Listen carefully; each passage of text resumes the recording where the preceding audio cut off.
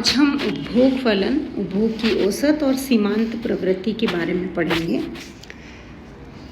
उपभोग फलन कीन्स के रोजगार तथा आय सिद्धांत का एक महत्वपूर्ण और अनिवार्य तत्व है। कीन्स के अनुसार देश में आय और रोजगार का निर्धारण प्रभावपूर्ण मांग के द्वारा किया जाता है और प्रभावपूर्ण मांग मुख्य रूप से कुल उपभोग व्यय तथा कुल निवेश व्यय पर निर्भर होती है। इसलिए प्रभावपूर्ण मांग के निर्धारण में उपभोग फलन की महत्वपूर्ण भूमिका होती है। हम उपभोग की औसत प्रवृत्ति और उपभोग की सीमांत प्रवृत्ति के आधार पर उपभोग फलन की अवधारणा को स्पष्ट करेंगे। उपभोग फलन से हमारा अर्थ होता है जिस प्रकार किसी भी वस्तु की मांग अन्य बातों पर के समान रहने पर मुख्य रूप से उसकी कीमत पर निर्भर करती हैं, ठीक उसी तरीके से किसी भी देश में कुल उपभोग यानी उस देश में रहने वाले लोगों के द्वारा जो भी उपभोग किया जाता है वो भी मुख्य रूप से किस पर डिपेंड करता है, राष्ट्रीय आय पर निर्भर करता है। इसलिए उपभोग फलन और उपभोग प्रवृत्ति का अर्थ कुल तथा कुल राष्ट्रीय आय के बीच में एक संबंध को बताता है, एक फलनात्मक संबंध को बताता है। और ये फलनात्मक संबंध यह है कि जब राष्ट्रीय आय बढ़ती है तो उपभोग व्यय भी क्या होता है, बढ़ता है। यह एक बिल्कुल सिंपल सी बात है कि जैसे जैसे किसी भी राष्ट्र में आय बढ़ेगी, लोगों की आय अधिक से अधिक होगी, वैसे ही उनका उपभोग व्यय भी क्या होता रहेगा, बढ़ता रहेगा। उपभोग फलन या उपभोग प्रवृत्ति कुल उपभोग तथा सकल राष्ट्रीय आय, इन दोनों तत्वों के बीच में एक फलनात्मक संबंध को स्पष्ट करती हैं। जब भी राष्ट्रीय आय बढ़ती है तो कुल उपभोग भी बढ़ता है, जबकि राष्ट्रीय आय यदि घटती है तो ऐसी स्थिति में कुल उपभोग भी क्या होगा, घटता होगा।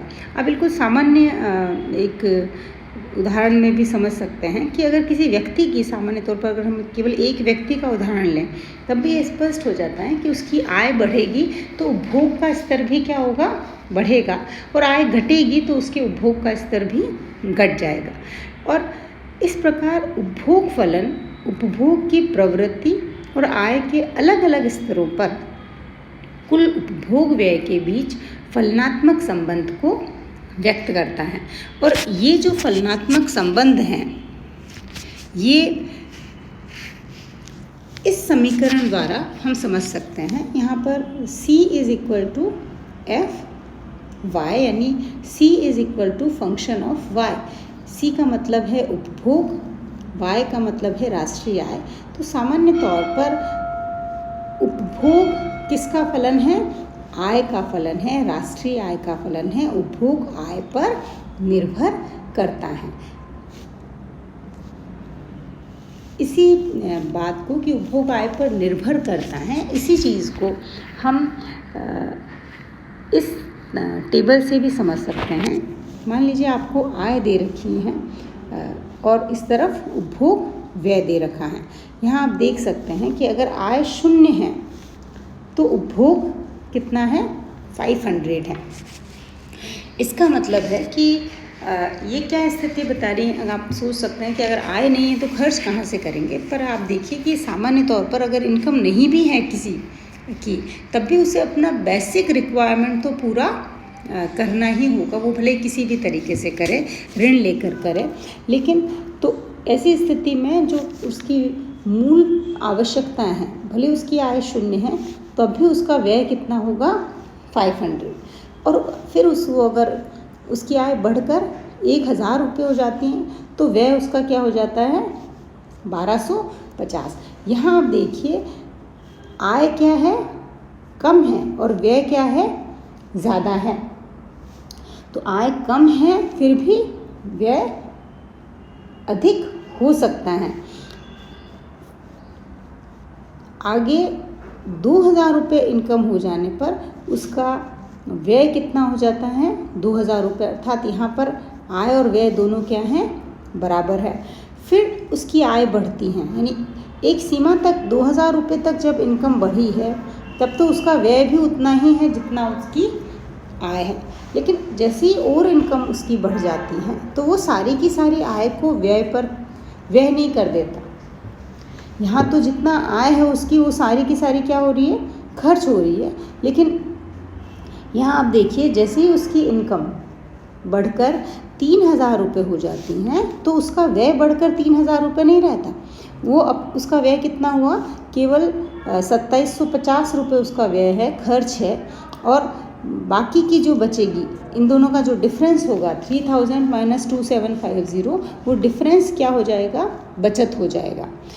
यहाँ आप देखिए वापस 1000 रुपये इनकम बढ़ जाती, तो इस अगली 1000 रुपये इनकम के बढ़ने पर व्यय कितना हुआ, 3500, यानी इस नए 1000 रुपये में से उसने 500 रुपये क्या किए, बचा लिए।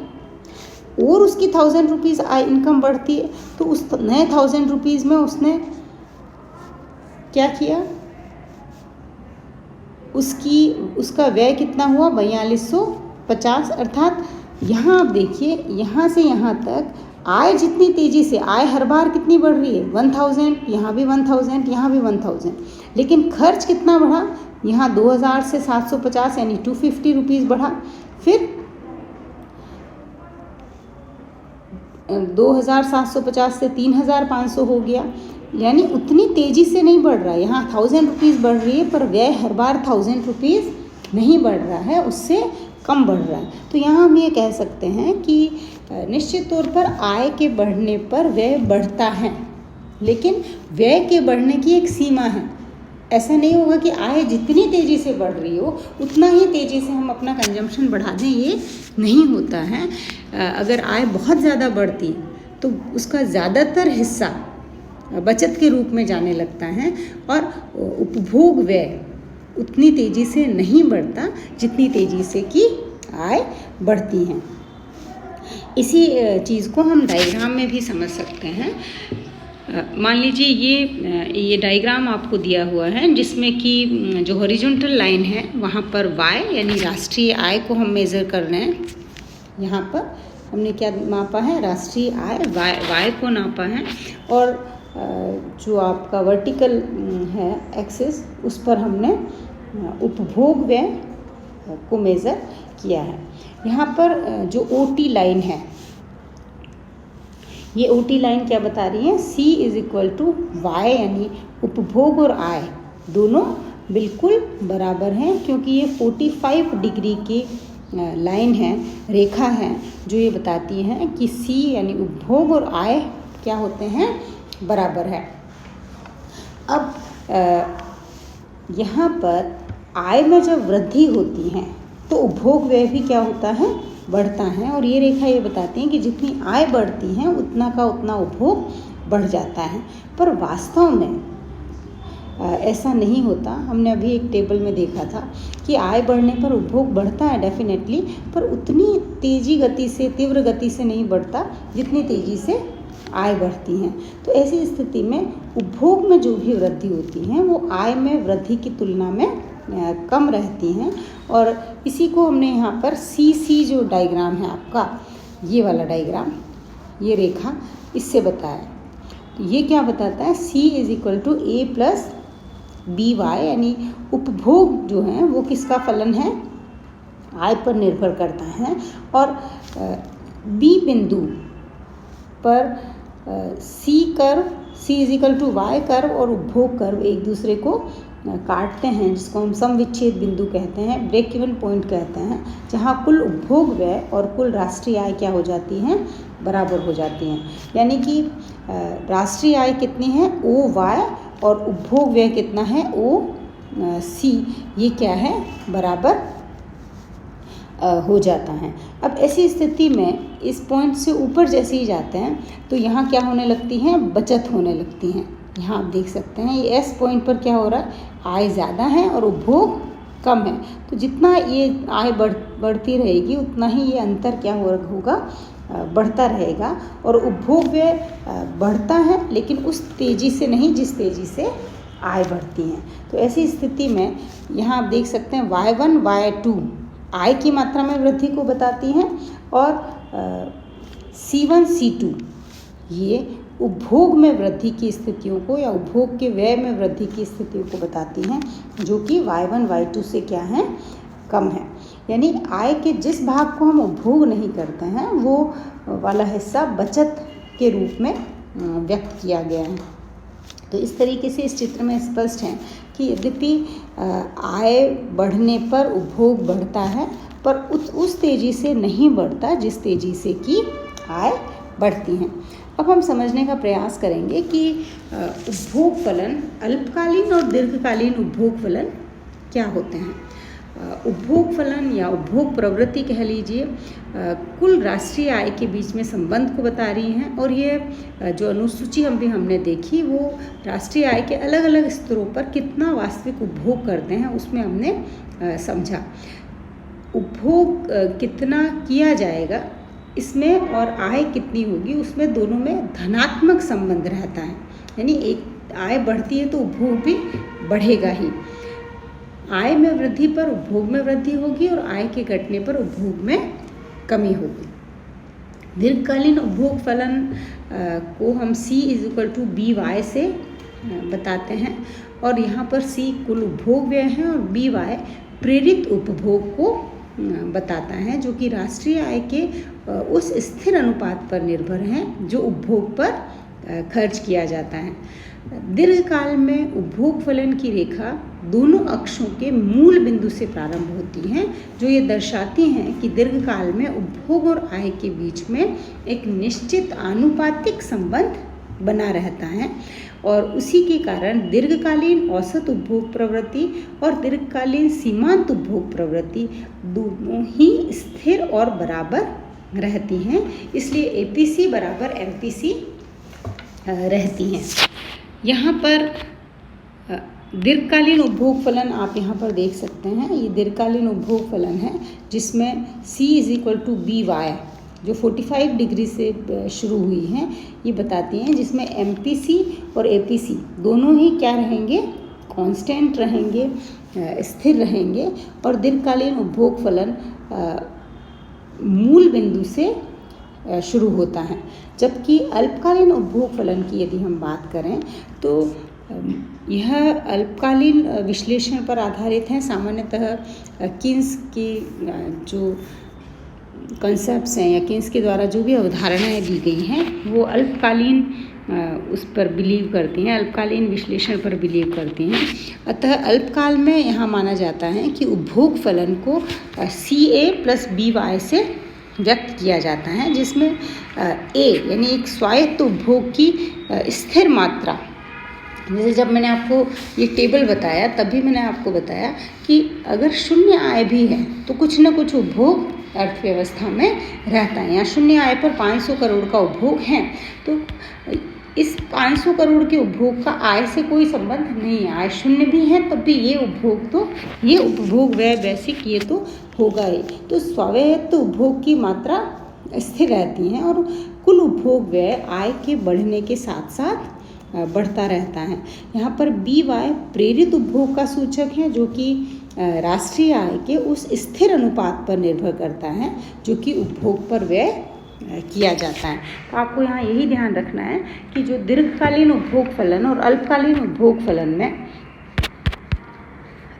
जो अल्पकालीन उपभोग फलन है वहाँ पर APC गिरती हैं और MPC क्या रहती हैं, कांस्टेंट रहती हैं। और दीर्घकालीन उपभोग फलन में APC और MPC दोनों कांस्टेंट रहती हैं, यानी स्थिर रहती हैं। इसे हम इस टेबल में समझ सकते हैं। मान लीजिए राष्ट्रीय आय इस तरीके से बढ़ रही है आपकी